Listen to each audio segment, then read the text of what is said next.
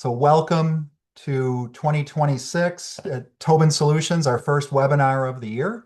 Happy to be with you today. Very excited to be starting off the year on a hot note with Beyond Passwords with Bitwarden. A lot of people have been talking about password managers and they go back and forth on it. We think it's an important thing, and so we want to tell you about it today and help you along on something with that. So what does that look like? Well, that's me. I'm Jeremy Cherney. I'm the president and founder of Tobin Solutions. Happy to be with you here today. It is a chilly day by us in Wisconsin, but it is sunny. Today we're going to be talking a little bit about the state of security and passwords because I think it is important to understand, you know, why we're trying to protect this. We'll talk about what we're going to protect, talk about how Bitwarden can do it, and then we'll also do a live demo and Q&A. So if you've got some questions along the way, feel free to post those in the chat. I think I got that up on the screen here. Let me just make sure I can see that. Great. So one of the things we talk about at Tobin a lot is security as a process, not a product. So while we are talking about a specific product today, or even a class of products, password managers or secrets managers, how you use it and deploy it is just as important as getting the right product. Because if it's not set up right, you still may not be quite as secure as you'd like. Um, so let's talk about the problem with passwords. What are we trying to solve here? First of all, I got too many passwords. I have, I don't know, probably over 100, maybe more. Um, the complexity requirements, you go to the websites and they've got, you must enter a special character and this many characters, this many, upper, lower case, all that kind of thing. And then you have to change your password somewhat frequently, depending on what service or site or you're using. Sometimes it's changing every 30 days, 90 days, once a year, twice a year. Um, password, a lot of passwords now are either obviously recommending you use multi-factor or in some cases requiring you have multi-factor. So you need a place to store those. And you can store them in the code generator. But there's a place that needs to store those.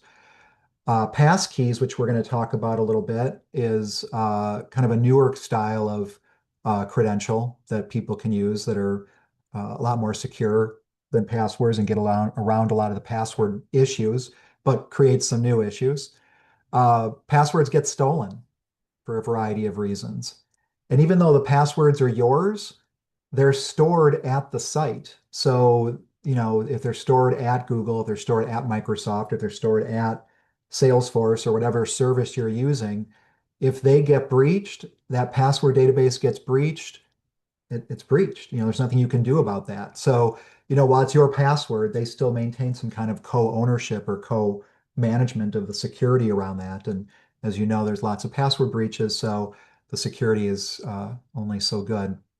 You have compliance, depending on what services and solutions and contracts you have, you may need to comply with some kind of a password policy. And lastly, our brains are really unreliable. Back when you just needed to remember a couple passwords, not a problem. But now there's just so many. The complexity is high. If you're if you're only using one password, it's not that big of a deal, but obviously, you can't always do that, and that's not a good best practice, as we'll talk about. And people die, people have strokes, people, get traumatic brain injuries. So brains I just consider really unreliable. And I swear I'm much better at remembering my phone number from where I grew up than the password I set just yesterday. So there's a problem with passwords. Um, This is kind of part of passwords. And, we talk about multi-factor authentication. And I want to mention this early because it's something that's an issue now. And that is that when you are getting text codes from a site, like you log into a site and says, text me a code to log in, and it'll text you a 6-digit code to your phone, that's considered what's called an SMS message or short message service or system maybe. And it's texting, it's old school texting, flip phone style texting. And all our phones today, all our smartphones still support that, still need that, still use that. So it's not secure. It never was designed to be secure. And if someone got your phone or somehow stole your phone number, those codes would start going to them. There's actually an attack called SIM swapping where somebody takes over your phone number. Excuse me. Um, and the US government, they declared some years ago, I think in the last 2 years, 3 years, that they know for sure China has breached our mobile phone networks, our mobile networks. So, the SMS service just should not be considered in any way secure. Doesn't mean it can't be useful, doesn't mean it's always being hacked, but if it's something that's critical, so if you're someone that is uh, a risky person, it might be a problem for you. So that's another issue, SMS texting. So even the multi-factor piece is kind of broken these days for how people do things when they're using SMS. And if someone gets your password, you breach all three sides of the CIA triad. Someone gets your password, they got access to your data, so there's a confidentiality breach. They can change your data if they want, so there's an integrity breach, and they can delete your data or ransom your data. So it's an availability breach. So password, having a leaked password and it's the wrong password can be a real problem. And just on the geeky side of things, the Tobin one of our values is, in security first in our systems and in what we do. And so we want to look at, what are we actually trying to protect from in our world, in our language. And some of these are in your language too. And some of them are in kind of order of things you've seen or heard in common ones. Obviously, there's the phishing, right? Where you get the fake email saying, hey, log into your bank, but it's not really your bank sending you the email. And they trick you into entering a password. You get credential stuffing. That's when the other websites are breached. So they'll find out that, jeremy.cherney@tobinsolutions.com is attached to this password on this website. And guess what it's going to do? It's going to go start using my email and my password on every site. It's just going to automatically script it. It uses automation. The hackers are, when they're trying to do so many attacks, they can't do each one automatically or manually, so they automate it. There's password spraying where they're just trying, common passwords. So if you're using a common password, that's a problem. You get brute force dictionary attacks where they're just trying to guess every single word or every single combination of letters and numbers. You do get insider threats. Employees or contractors either maliciously or just accidentally leaking passwords. And then you get some other things that are a little less common but still happen. Password reset abuse, where people are trying to constantly reset the password and you get all these links and finally you say yes and done it for somebody else. And a couple of these other ones. This man in the middle at the end, that's what I was talking about, like with China and our mobile networks. They're in the middle. So anything that's not encrypted is potentially subject to uh, uh, being exposed by them or anyone else. We also know, after 9/11, we started gathering a lot more information and around the United States of all the information going through the internet and phones and things like that. So a lot of people potentially could have issues with that. And so those are the password attacks that are out there. But there's some good news coming around passwords. Some good news. How about that? Did you ever think you'd hear that bright and early on a Wednesday morning? Good news on passwords. So NIST is the government agency, National Institute for Standards and Testing, and they have a set of guidelines for all kinds of things in the world that we use in the United States and around the world. They adopt them, and they have security recommendations. So some of you may have to be NIST compliant in some way. And they updated those after a lot of research and a lot of verification of the complaints people were getting and the assertions people were making that some of these things were making, things less secure than more secure, they changed them. So there are no longer complexity rules being recommended. You don't have to do all the upper lowercase, that's not being recommended. Doesn't mean someone's not going to still do it. They're just saying that we don't recommend that anymore. because we don't think it provides any great security. But what they did is your password should be long, so they replaced it, ensuring that you have a longer password and also verifying when your password's entered that it's not one of those common passwords that's on everyone's password list. It's not the word pencil or password or 1 2 3 4 5 6 or something like that. So they did that. So that's great. It'll be a while before companies start to shift back on that, but that's a great thing. We used to say you have to password rotate your passwords every 90 days or every 180 days. Now they're saying you don't need to do that. It doesn't provide much more security. Now, again, there's could be some edge cases on this or some conversations with other IT people over a beer on the security on the relative changes in what I'm saying here. But in general, this is what they're saying. So the password rotation, you don't have to do it anymore. And only when when your passwords have been compromised, only when you know that you got phished or something like that, should you be doing a password reset. The security questions, gone. No, wearing, my mother's maiden name, or my all that other stuff, what street I grew up on, and all that kind of thing. And then having to remember them because I would never actually put the real answers, so I'd have to store all these fake answers somewhere. Now I'd have to worry about that until, at least for a while, or until everyone starts to remove those things.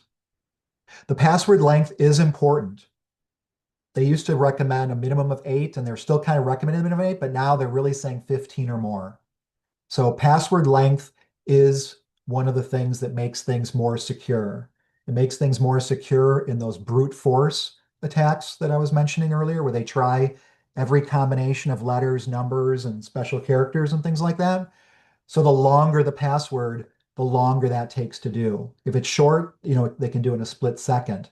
If it's, 15, 20, 30 characters, it can take, years or decades or lifetimes. So that's important. Also, they want to make sure that when a password is being entered, and we see this a lot now, sometimes you'll see it. Um, you can't use a password like password, or you can't use 1 2 3 4 5 6, or a password, if there's whatever passwords are on the breach list of common password breaches, because that's one of the way the attacks, they'll do those spray attacks. They'll take um, uh, the common passwords and just try all of them. Um, and also recommending and making it integral to the model some kind of multi-factor authentication. It's no longer something optional. They're saying this has to be part of the deal because passwords will still get breached. Someone will still have a password database that ends up on the dark web somewhere. And if someone tries to log into that and you don't have multi-factor, they'll get in, even if you have a good long password and all that kind of stuff. So multi-factor is critical everywhere. So that's good news. So it's going to take some time for sites and things to start making those changes. But if you're somebody in your organization and you want to be a hero around IT, how often do people applaud IT people or bake them a cake when something great happens, when they do something? It's usually the opposite. But being able to go in here and saying, hey, we're changing our policies based on this. We feel good about it, and you can be a hero. All right. Passkeys are something else. And this isn't actually a problem with passwords. This is a solution to passwords, but it's a new thing you have to understand and manage going forward. Not every website requires passwords, but we're seeing more and more websites either requiring them or offering them first rather than a password. And there's some good reasons for that. It's kind of a geeky, math, cryptographic kind of conversation. Um, I've been thinking about trying to find, come up with like a good analogy for what pass keys are and things like that. And I kind of think for me, I kind of picture like those banks of lockers at the airport or at the bus station, and you go in and you put the quarter in and you get that key, and you're the only person with that key. We assume they have some master key or something like that, but let's take that out of the picture. You're the only person with that key. Now there's a number, kind of a public number on that key, so people know what locker number it is. But the key, as long as you keep it in your possession, no one can get into your locker, theoretically, aside from breaking in with, a crowbar and all that. But conceptually, you're the one with the key. Now, if you're careless with that key, and you leave it laying around and someone picks it up and sees, local bus station, here's the number of the locker and you can go do it. That what they're doing is they're putting that key in your power now, in your management hands. And all they're doing is storing a piece of it that if they get breached, they still can't get, no one can get in still. If someone breaches the other side of the key, if someone breaches the lock code.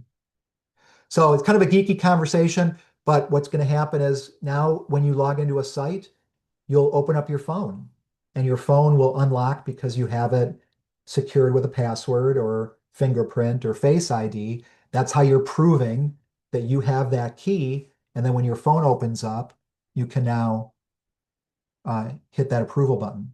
So, well, but the problem with passkeys is it's another thing to manage. You can't write them down. They're so long and complex. You can't write them down or type them in. You need these specific security protocols to manage them. So you're going to have to get into something, and you're probably already starting to use some of this now. So the idea is if security is only as good as its weakest link, then you must be right 100% of the time. Hackers only need to be right once. So it's not if, but when and how bad. And let's do a poll. How are you guys doing password management now? Be straight about it. Pick all the ones that apply. Think of all your passwords, not just the ones for work. You could even think personal.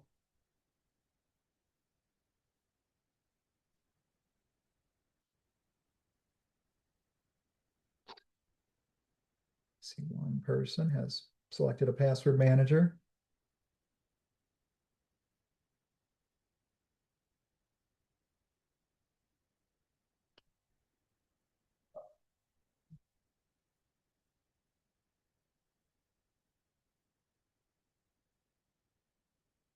All right, a few more seconds.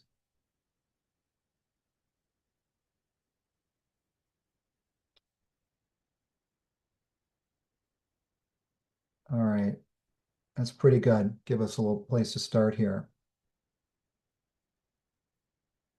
So here are the results. So a lot of you are using a password manager. That's great, a dedicated one.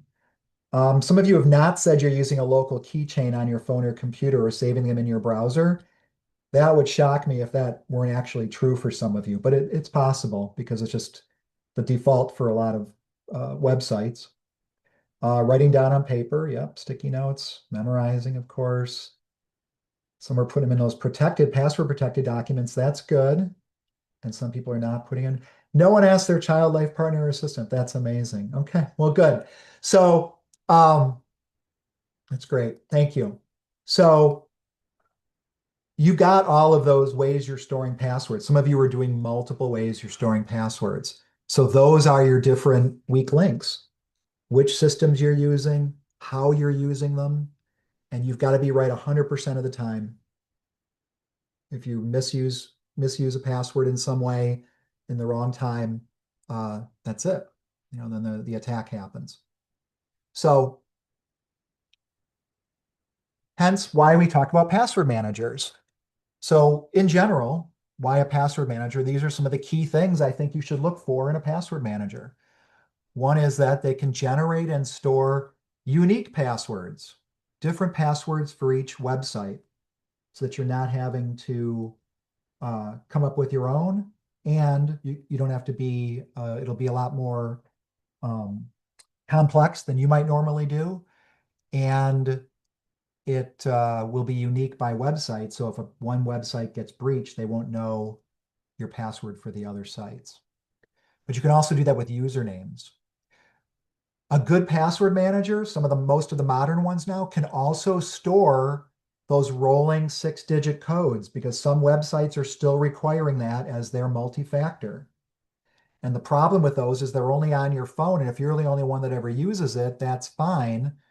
But if you lose your phone or your phone gets breached, that by, somebody or something, then those codes might be accessed. Uh, and also, we talk about secure sharing in a bit. Sometimes you have to share those codes with people. Sometimes it's like calling somebody up. Hey, I'm about to send you a code in 5 minutes. Trying to line all that stuff up, if you've ever had to do that, is really annoying. Um, as I mentioned, passkeys. That's here. It's happening more, and you're going to need a place to store them and access them from multiple devices. A good password manager can store other secrets, not just passwords. Account information, credit card, banking, pictures, travel documents. You can take a picture of your passport, your driver's license.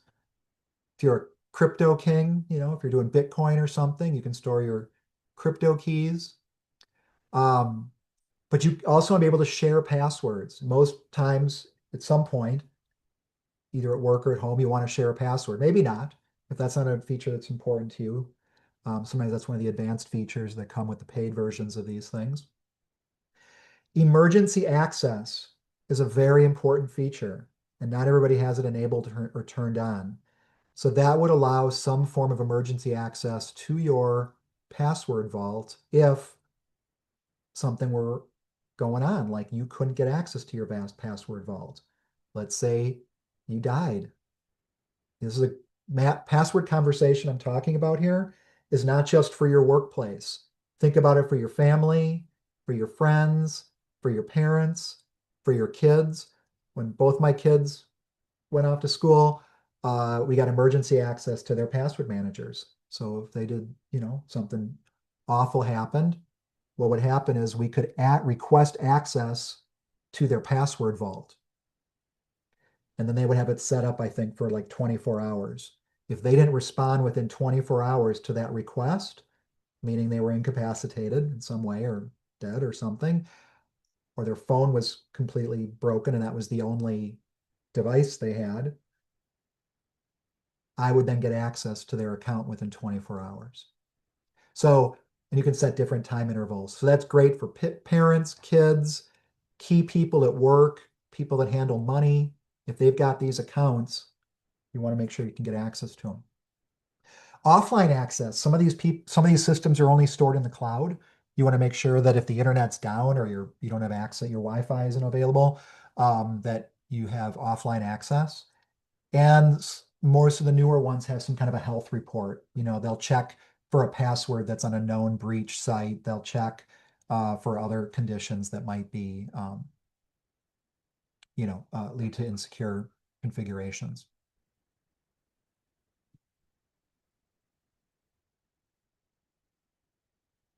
All right. So I was talking generally about password managers. Now, why are we recommending Bitwarden? Why specifically of all the password managers out there, why do we recommend Bitwarden? Well, here's some of the reasons. First of all, at Tobin, one of our values is technology, and one of the things we value at technology is using best of breed applications. So while there's lots of devices and manufacturers and software applications, we tend to try and pick, something we consider in the you know, top five category, or especially the top one category. And frequently, Bitwarden is definitely considered a top five in most people's books and a top one or two in probably a lot of people's books. So I like that. Uh, it's open source. If you're not familiar with that term, that means that the software, if you've ever done any programming, the code that people type in to make the software work, that code is available for public viewing. You could go to Bitwarden and go to their GitHub site, I think that's probably where they store it, and see all the code. Now, when security is done right, knowing the code doesn't make a difference because when it's done right, the that the math, the way it all works, knowing how it works isn't a problem. But sometimes they find bugs. So security researchers will look at it. Um, it's open source, meaning you could contribute to the project if you wanted. If you're like, hey, I really like Bitwarden, but I'd like this other feature that they don't have, you could actually write some code and submit it, and they may accept it into the code base. So the open source is nice because one of the problems sometimes there's always security holes in all software at some point, including open source, but at least it's not obscured. People have a chance of finding it by reviewing the code. Bitwarden is also what's called zero knowledge.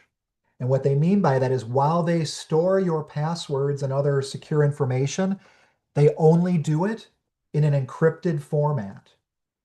And all the encryption happens over by you on your device. It happens um, on your phone, it happens on your computer, it happens in your web browser. All the encryption and decryption happens there, and then that secure blob of information is sent up to Bitwarden and synchronized. Um, and so that's what they call zero knowledge. So that means even if Bitwarden is breached, and they've done everything right with the security, as we've talked about, which most of the researchers and auditors and everyone says they have. If their database was breached, unless they have your credentials, your passkeys, your master password to your Bitwarden instance, they won't be able to see your stuff. So that's why they call it zero.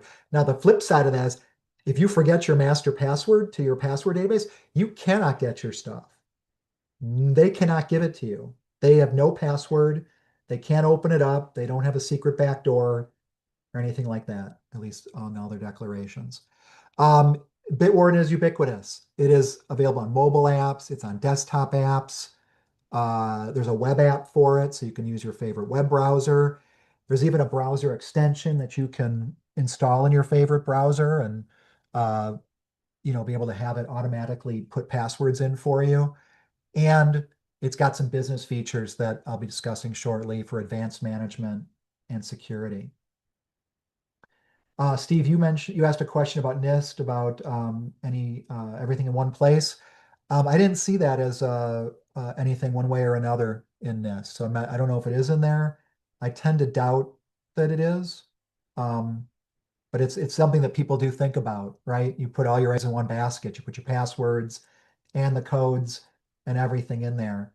Um, but it's a valid thing. But typically, if any one of those is breached, you've probably got a much bigger issue, and you're probably still going to get attacked regardless. So um, that's what I was thinking about. If the passwords got breached, if that whole database, I would still have a major problem. Anyway, so a good question, and thank you for that. So that's Bitwarden. That's why we select Bitwarden.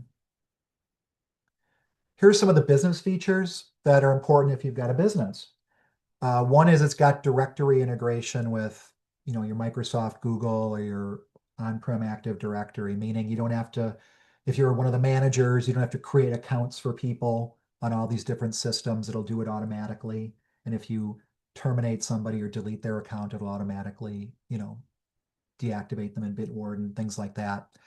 Beyond the multi-factor authentication you get with the basic Bitwarden, there's advanced two-step login features you get with Duo, which a lot of our clients use. It works with others as well, where you can log in without a master password using that and what's called a trusted device login. Um, so you can, if you've ever used a password manager, you have to often keep typing in your master password or a PIN code or something like that. This will allow you to integrate it into your existing uh, multi-factor or single sign-on that you have for your organization. There's also organizational policies, which are ways of configuring and managing Bitwarden across your environment to set your standards and best practices so that when someone logs in with Bitwarden, it'll be configured the way you want it to be configured. You want to have in addition to be able to store your own passwords, I like Bitwarden has a shared vault feature, which we'll talk about in the demo, where there's a vault where you can create folders and passwords and share them with other people in your Bitwarden group. Bitwarden also has a account recovery feature. So if a key person dies or is incapacitated or forgets their master password or they're terminated, you can go into their Bitwarden. There's a way to recover their account so you can get access to what's in there. You can't get their master password, but there's a way to reset it. um, so that you can get access to that again. One of the things that's, an issue with password managers is most of that stuff is stored in the cloud, and the clouds do get breached, and there's issues with that. LastPass had a significant breach a while ago, and the back end of their cloud got breached more than anything, where their backups got stolen and things like that. Um, so Bitwarden has an option for self-hosting. I mean, we can help you stand up a mini server for a nominal fee every month that will be your private Bitwarden server. You get all the same functionality, but it's private. So if Bitwarden, being the Bitwarden.com potentially being breached, they're less likely to find your hosting server. Also reporting and compliance. We want to be able to, I mentioned and showed you all those different ways password abuse and attacks can happen. There's best practices around that. We'd like to be able to report on that. We'd like to be able to have, are we in compliance with things? And Bitwarden also gives you a free Bitwarden Friends and Family account, which is really nice. So you get that as long as you are working at the company. So it's a perk you can offer your team members that use Bitwarden. They can also get a free friends and family account. And that gives them, not just for themselves, but for up to 6 total people, for their friends and family, of course. So that's a nice thing. And it also ensures, or at least gives them a path to separating out their business and personal passwords, which you'll be seeing as a best practice here shortly. Um, so what does it cost? It is the personal edition's free. If you want to use it, you get the core features. Um, there's a personal tier that's $1.65 a month that has advanced security, and there's that families plan I was talking about. Then there's some business ones for $4 and $6 a month. If you're a Tobin customer and using our Tobin Sleepwell Secrets, powered by Bitwarden, we use the enterprise version. And by doing this, you tick off a lot of things on the cybersecurity best practices. You'll more empower the multi-factor everywhere. You'll be able to manage your secrets with a password manager, and you can even encrypt data to prevent the unauthorized use, which I'll show you some of that. So I'm going to come back to that and switch over to a demo. So let's change my sharing.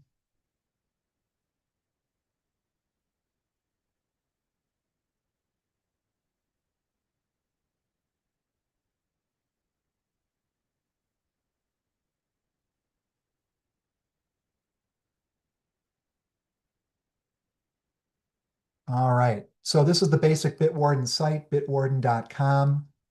If you go there, that's one way, and it's got a nice website if you want to go look and see some of the features. It shows you a little bit of how it operates, shows you all the awards it wins and things like that. So why we consider it best of breed, so forth. But you can also just log in from here. So if I type login, I enter my password. We're just doing a throwaway account for this demo. Now, if you'll notice, I got a couple different options as I'm logging in. I got the email address here, and I can continue. But if I have a special pass key, I can log directly in with that, which makes it faster and easier, like just grabbing that key and open up the locker at the bus station.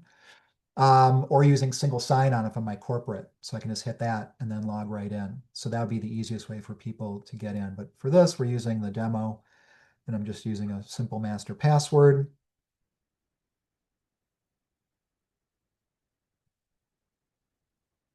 And I can now log in with my master password. Another nice feature this has what's called login with device. So if you can also install Bitwarden on your phone, and a lot of people do, so they have their passwords there.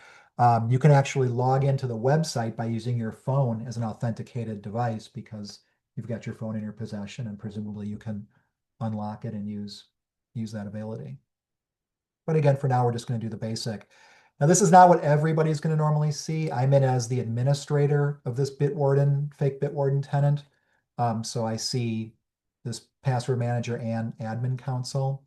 I'm just going to stay here in the admin manager here for most of the demo. But the admin console, if I had that, that's where you can go in and change and set up security and all kinds of settings if you're the admin. Uh, but for the basic password manager, this is what you get. So on the left side, you get your standard kind of menu bar on the side, and the first item is selected as your vaults, and vaults are what Bitwarden calls your where how you're encrypting stuff into what the file kind of you're putting into a vault. And by default, you get a My Vault. So if I click on all My Vault here, I see I've got two items, but I've also got on the left here ABC Manufacturing as my demo company. If I click on that, I'll see there's also two IDs and passwords in ABC Manufacturing Vault. And I'll come back to that in just a second here. So let's just start off with My Vault. I got a couple items in here that I created. And if I go in and open that up, you can see I've got my 401k co, my username, password, and I can show the password or copy the password. Very simple, very easy to do. If I want to do a new item, click new, and you get a couple different items you can pick here. You can say a login, which is what most people do, but it's also got some advanced forms for filling out credit cards or storing your identity or secure notes or SSH keys if you're a developer, somebody like that that would know what SSH keys are. Most of you will be in this login. And so you can simply go in and say, okay, what's the item name? So I'm going to call this um, uh, my doctor. And actually, I'll do this for business. I'll call it my security vendor. And then who's the owner of it? So here you can say, if I say Tobin Demo 2, that puts it in my vault. But if I want to put it into the company vault, I have an option of selecting and putting that there. For now, I'm just going to put it in my vault. You can also create a folder structure if you want. You can create different folders to logically organize your different accounts. And then you put your login credentials in here. Now you can either, if you've been given login credentials, a lot of time it's going to be, your password or your uh, email address. A lot of times some sites, that uses that by default. In some cases, it requires it, but it's not always required. So one thing you could do to start to improve your security and your ability to not be uh, less likely to be breached from certain types of attacks would be the possibility of creating a unique username for each account. And they've got a couple simple ways to do that. So if I click here, it's got a random username generator and it created a word fondue, and I can hit here and keep refreshing. Now, odds are high one of these usernames might be used or something like that, but you can have it, capitalized. You can have it include a number. So now here we're getting into some random words that maybe somebody wouldn't have used for a username. So that's handy. And by the way, everything I'm showing you where it says username generator and all that, this has what we call feature parity. So whether you're using Bitwarden through the web browser, whether you're using it through the extension, whether you're using it on the desktop client, you'll have all those same features. So we got the random word here, but there's a couple of other interesting options. This plus addressed email. If you have a Microsoft 365 or you have a Google account, you may or may not know this, but you have what are called email aliases by adding a plus. So you take your email address, you add a plus, and then whatever you want, in this case, it just generated a unique bunch of junk at gmail.com. I can create a different username for every website.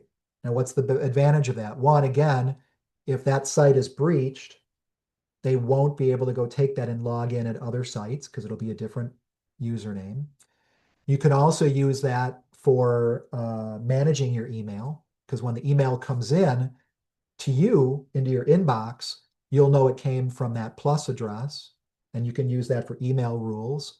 And if that site decides to sell your information and you start getting spam from that email address, you'll know who did it. So there's a lot of good benefits around that. It's got a couple of other options. You can do like a catch-all email you want everything to go to, uh, um, or something called a forwarded email address alias, which we're not going to talk about here, but it's another way to create unique usernames for different websites. So in the meantime, I'll just use this plus one. That's fine. I'll say use that. Excuse me. Now on the password side, also a generator. So you got password and all these different settings. And if you have any kind of compliance you do want to set around these, this is where you could set by using the enterprise feature, create a policy that sets this to say a minimum length of, 20, something like that. And then everyone would automatically have 20 and it automatically does it. You can keep hitting that if you want. And then when you're done, you can say use this password and it'll drop it right into here. Here's that password. Or I can go back and regenerate it again. Now they mentioned in that NIST thing saying passwords, but passphrases aren't bad either. And these are a little easier to memorize. It's got some that it makes up. You can make your own. It could be lyrics to a song. I don't know, whatever it is. But again, it should still be unique per website. So you don't want to reuse these. You don't want makeshift, ruse, amnesty, mobilize, cassette, cherub to be your new password for everything, although it's not a bad password. So you got all that option. I can say use that passphrase. And if I have a website that has one of those QR codes so that I can generate those one-time passwords, those 6-digit rolling passwords, I'll show you how you can copy that and put it into the authentication key. So you'd have that there too. So I save it. There's my new password. Here you have my security vendor. You can see there it is. Great. If that's an important one that I use a lot, I can go back in here and edit it. And oops. I can go back here and I can make it a favorite. So now if I go here to favorites, it'll show up under my favorites list, which is always at the top of all your items. So it's handy that way. You get a couple other features with Bit. What are we doing on time here? We're doing pretty well. So now let's say this my security vendor, I created that account, but really, let's say I'm the facilities manager, and really I'm not the only one that needs this. When I'm on vacation, my boss, the owner of the company, also needs to be able to know who to call and log into the security vendor website. So the way you would share that is you can do a couple things. You can open that up here and you can say assign it to a collection. So now it's saying instead of the vault, it wants to move it to the ABC manufacturing vault. And what collection do I want to assign it to? You can create different collections. I created finance, HR, and social media. You could create one called operations. You could create one called leadership team. You could create one called, the family one, the kids one, whatever it is where you want to share those. And I'll just put it in HR. And then assign. Now, if you noticed, it actually left my vault. Think about these items more like a document, right? If you've got a document in your My Documents that you use, and now you want to move it into a shared area for other people to use, you would copy it from your My Documents or move it into, the shared OneDrive or SharePoint or your on-prem file server. It kind of works the same way. So now when I go into ABC manufacturing, you can see I've got my security vendor here.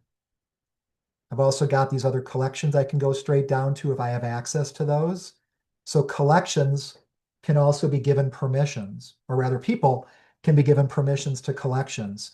So on collections, you can say who owns the collection, who can change items or add items.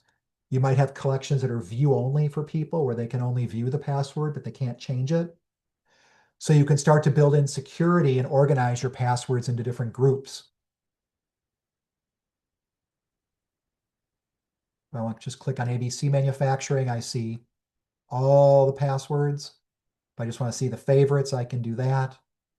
can go down to different collections and see what's in those. So that's very handy when you want to share passwords.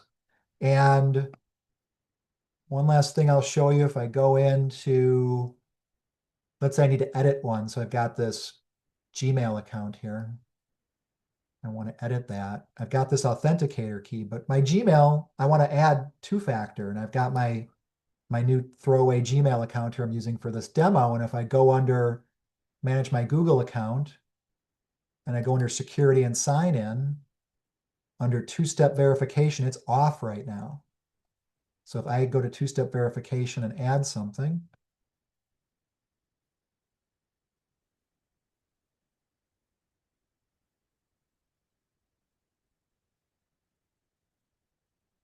notice I can add a pass key. I can add a Google prompt. I can add authenticator app or a phone number. So if I say add authenticator, it says set up authenticator. You don't, for a lot of these sites, once in a while you run into a website where you have to use a specific authenticator, but most of the sites these days work with most of the authenticators. So if some of you may, it says Google Authenticator app, it doesn't have to be a Google Authenticator app. It could be any app that works with this QR code. And so in this case, you could use Bitwarden on your phone and use it to scan the QR code, or in this case, saying I can't scan it, I get this long secret code to copy. And now when I go into Bitwarden and go into Authenticator key and paste that in and hit save, whoop, network error.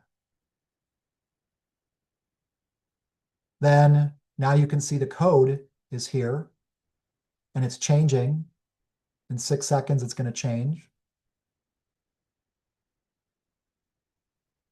And now the code changes. And now you can see that from everywhere. And if this is one of those sites that someone else has the code and you're trying to reach them to send you the code, now you could share this login into a vault, or they could share theirs into a vault and give you access to it, where you could just go in and get the code. A couple other features Bitwarden has. It's got, oh, and by the way, if you delete something, it goes into the trash. In 30 days, it'll be gone. There's something called Bitwarden Send, which I'll just spend a moment on, which is really, it's a way to securely send text or a file, and that's free, and it's built in. So if I want to send a file, I can send up to a 500 megabyte file, and I can name it. I can say how long, when it'll be deleted from, how often it can be viewed. I can set a password if I want to give, I can call a friend and say, hey, I'm sending you that stuff, and I can call them and say the password is whatever, whatever I want. And then when you do it, it'll create this send that you can send out to people. So it's a nice way to securely send passwords if you want, or other sensitive information. They get a link, they click the link, and then they'll be able to see the text or file that you send. I mentioned reports before. These are nice. When all your files, all your passwords are in one place, it can do a little analysis for you. Do you have exposed passwords that are already on the dark web? Are you reusing passwords? Do you have weak passwords? Are you using an unsecure website? Any of that kind of stuff. Are you using a site that's got data breach on it? So those are handy. And then you've got some other tools. It's got this generator, which I showed you before. Also, the generator has what's called the generator history. So all the passwords you've created, it doesn't tell you what they were used for, but it tells you when it was done. So sometimes, when you're creating that password, there's a little bit of a timing thing, or you copy and paste it wrong, or whatever goes wrong. And it has the history of all those here. You can also import from your favorite system. If you're using Chrome, Firefox, Safari, all these different password managers, you can export and import all your passwords into it. So it makes it easy. Now this is the web client. The web client's easy. You can work with it. All the features I mentioned are there. There's also a desktop application that you can install.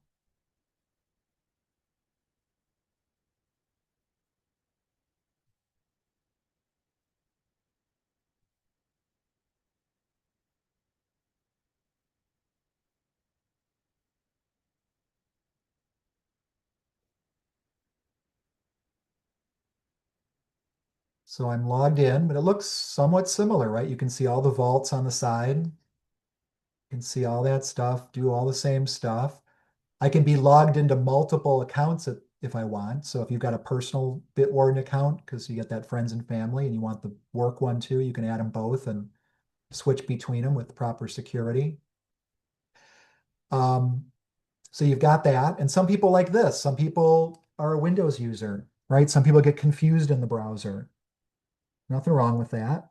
But some people like the Windows app. There's a lot of nice features with it. And it's just, it's Windows. People know how that stuff works. They can go in, edit, go do the same stuff, use their mouse and copy and paste, just like, copy. If I want to copy that into my thing, I can just go in here, go like that, and then go to the website and paste that in.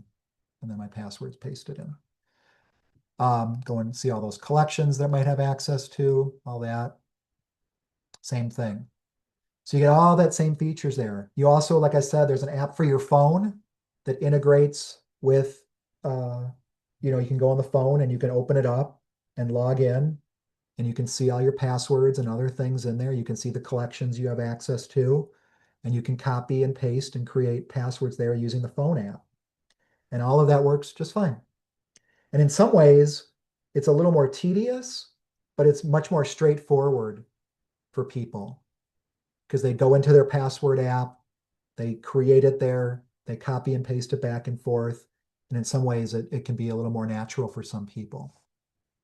Bitwarden also offers what is called a browser extension. So I already installed this. I just went to every browser has its own extension manager, and you can go in and search and add for new ones. I installed the Bitwarden one. So I'll go in and log in here.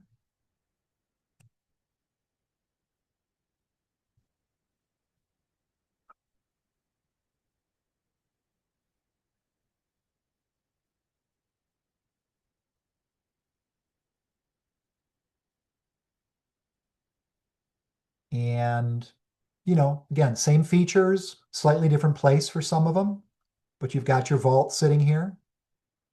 Right now I'm in my vault. I can go into my company vault and look and see what's there. I can look at, all the vaults. I can look for specific types of, logins and things like that and filter them out. You've got some different settings and things like that down here. You've got that generator. You've got the send feature, even from your phone or from your browser, you could send something secure to somebody. And then you've got settings here. Now, this is my caveat on the browser extension.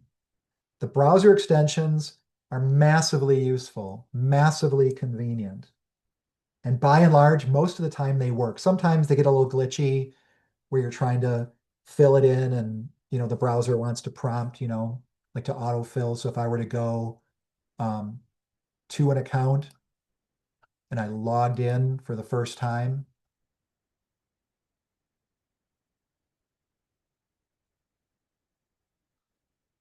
I go into here, see how it says enter your password? It brought up Bitwarden.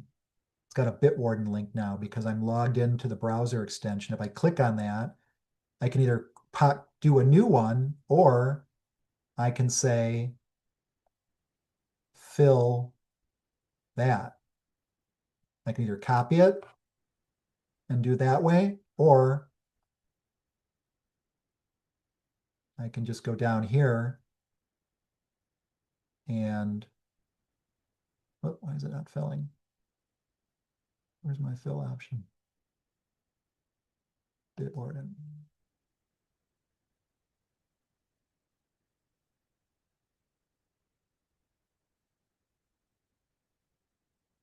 Uh, oh, I think it's because it's not recognizing this site name and matching it up, because that's the other thing. Sometimes the site, if I go into uh, one of these and edit it, there is what site we can autofill on, and you can control that. And sometimes you're going to different sites where it's the same ID and password, but a different site name for some reason.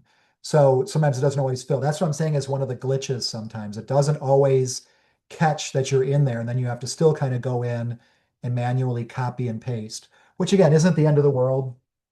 And when, like I said, when the fill works, it works great. When it's filling it, it works really nicely, and it's a huge time saver. Um, and but there's a possibility of a security issue, and that is that your browser extension, by its very nature, is installed in your web browser. Your web browser is an app like any other app, but maybe one of the most important apps because you're using it every day, all day long. It's got to be very secure. They're constantly finding issues with web browsers. Almost every other week, a web browser is getting updated with a security patch for something. So if your browser extension is integrated into your browser, there's a non-zero possibility of that extension getting attacked, and somehow somebody, a malicious website, can somehow go through this extension and mess with your passwords or see your passwords. There are lots of examples where extensions are compromised, have bad security, other things. Now, again, the extension's open source too, so hopefully people are looking at the code and that it's secure, but you don't really know. So it's up to you whether you put the browser extension in or not. It's not so bad. While it's a little bit of a, pain to copy and paste, you might already be doing it with a different password manager or with a spreadsheet or trying to find it, in a notebook somewhere and then typing it in. So, like I said, I think for it's more natural to kind of do it this way. So, lastly, on the webinar here, got just a minute or two left, and I'll stick around if anybody's got questions. Just need to move this back over here. When you roll out your password management, we've got some advice for you if you're going to do it. Not everybody needs a password manager. I mean, everyone could use a password manager for sure because they all have passwords, but it can be somewhat expensive to roll it out across the company and, depending, but at least give it to people that handle the money. At least give it to people that are the VIPs, the peoples whose names are on the website that are going to be all the people that are constantly getting phished and social engineered and that kind of thing. Give it to those people. Also, don't mix your personal and business. Use separate accounts, use separate password managers. That's our recommendation. Don't mix them. That would also be more inclined to, that's why you have that friends and family account that Bitwarden gives you. So you can, make sure people separate that out. And you can even enforce, certain things. You should document your master password. When you are required to use a master password, it should be something somewhat complex, and it should be something that you are the only person that knows. And again, no force on earth is going to be able to get that master password back. So you should document it somewhere, write it down somewhere securely, put in a safe, put in a code that you understand, put it somewhere, one of your kids could find if you don't turn on the emergency access, but something that you can get if you need it. But regardless, make sure you're using the two-step login. I wasn't having that enabled for the demo, but you definitely want to have some kind of multi-factor going with it. We definitely recommend emergency access or administrative account recovery so that those passwords can be retrieved in an emergency. Like I said, same thing for your families. Your kids can retrieve your passwords, you can retrieve your parents' passwords, whatever. But as I said, most of the security is now being pushed down to you. The multi-factor token pushed down to you and your device. Those passkeys I was explaining earlier get pushed down to your device. You are now in charge of managing those credentials. So you want to make sure your phone is up to date with security, that you've got a good password on your phone or you've got Face ID, all that stuff enabled, and you want to, report them lost or stolen and wipe them when they're lost or stolen.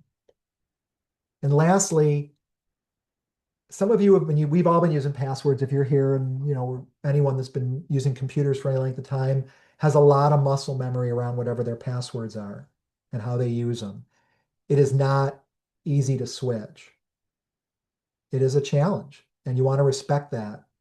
Give people the grace, give them the training, give them some time to learn, give yourself time to learn, and ease into it. Maybe start it with one or two users so you can build some other champions in your organization that can also help.